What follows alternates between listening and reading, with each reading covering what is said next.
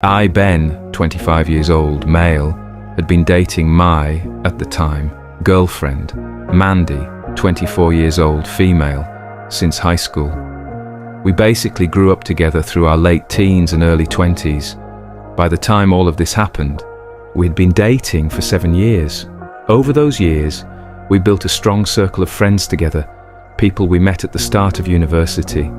That group became like a second family. Birthdays, trips, late-night talks, everything. It felt unshakable. At the start of this year, tragedy struck when one of our friends, Johnny, died unexpectedly. Mandy was always close with Johnny, and even though I noticed their bond, I never felt the need to worry too much. I trusted her. At the end of last year, though, I had a gut feeling something wasn't right. While I was on vacation, I started speculating that something might have been going on between Mandy and Johnny. I even told her directly that I felt uncomfortable with how close they seemed. She immediately denied it and reassured me there was nothing at all. She made me feel guilty for even thinking that way. When Johnny passed, Mandy wasn't staying with me like usual. She went back to her parents' house that night. The next morning she came over early to see me, and nothing felt out of the ordinary at first. We were still texting like normal during those days, our usual good morning, love you, little nicknames we had for each other.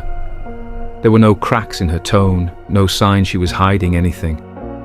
At that time, I hadn't even heard about Johnny's passing yet. It wasn't until another friend called that morning that I learned he was gone. When Mandy came into my house, she kissed me, checked how I was doing, and it all felt like business as usual. I was still in denial, still trying to process Johnny's death, because he wasn't just one of her friends, he was one of mine too. I asked her what had happened, if it was real, if Johnny was really gone. And then, in the coldest single sentence I've ever heard, she said, "Yes, Johnny is dead and I have been seeing him." It was like my whole world collapsed in that moment. 7 years of history, everything we had built, every laugh, every tear, shattered in one breath. All I could respond with was, "I knew it." She looked at me and simply said, "Sorry for making you feel crazy." I couldn't even speak after that. The girl I thought I knew no longer existed, but I still managed to ask her one final question. "Did you love him?" She said, "Yes." Then I asked, "If he was still here, would you be with him?" Without hesitation, she said, "Yes." The days that followed were torture. Through conversations with mutual friends, I started uncovering more and more about their relationship. Mandy admitted to others that she had been seeing Johnny for 2.5 years. 2.5 years.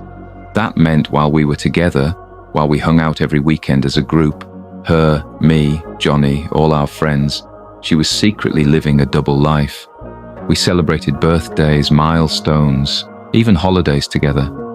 And during all of it, she was betraying me with one of my closest friends. I felt humiliated, deceived, naive for not piecing it together sooner. Our whole friend group ended up having a kind of intervention meeting about the situation, just to process it. And when we all looked back with clearer eyes, there were signs, little glances, moments at parties where they'd disappear for a while, times when they seemed unusually close.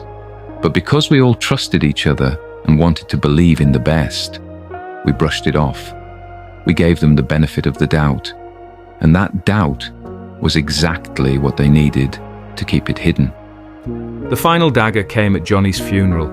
His family gave a eulogy, and in it, they described Mandy as his life partner of 2 years. Imagine standing there in mourning, already grieving the loss of your friend, and then hearing your girlfriend of 7 years publicly honored as someone else's partner. I can't even explain the pain. It was like being stabbed with a blade I couldn't pull out. What hurt even more was the ripple effect.